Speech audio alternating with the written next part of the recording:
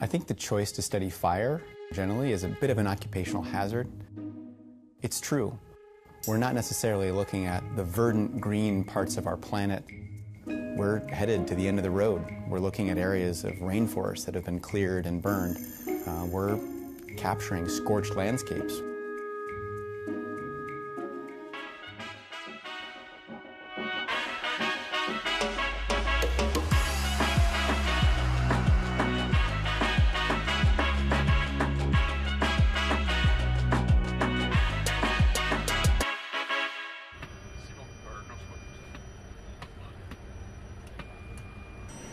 In this series, we've been following the fire season around the world.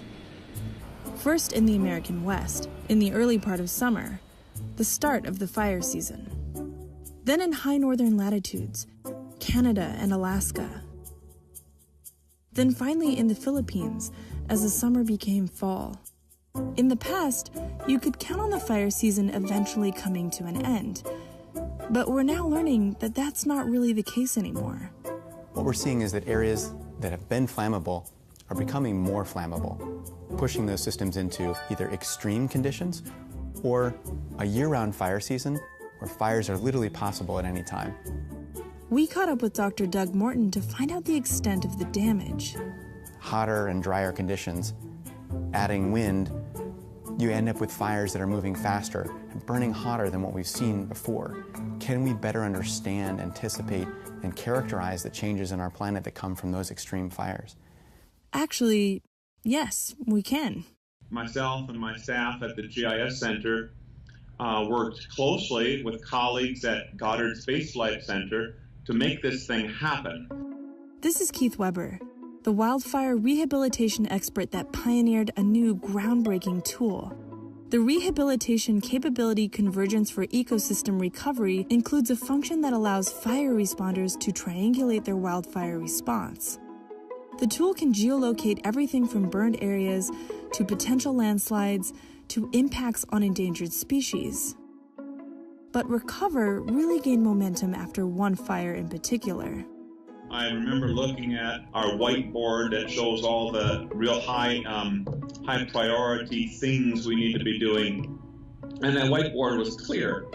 And I was walking out, I talked to some of my students and I said, I think the wildfire year is done. We got it wrapped up. Well, shouldn't have said that.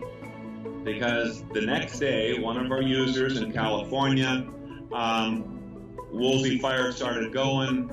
It became much larger than I think they thought it would because of those big winds, and it really grew very rapidly.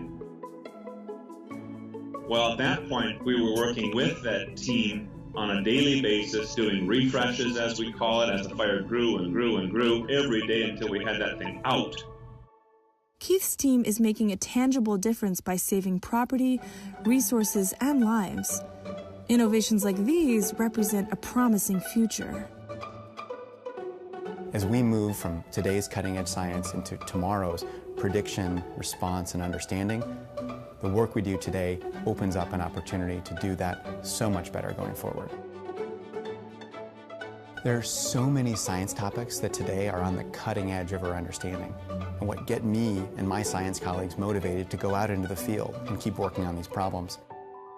Can we improve the way that we can forecast, for example, fire risk, not just for tomorrow, but for 10 days from now, that might help managers, communities prepare and respond to changing fire weather conditions?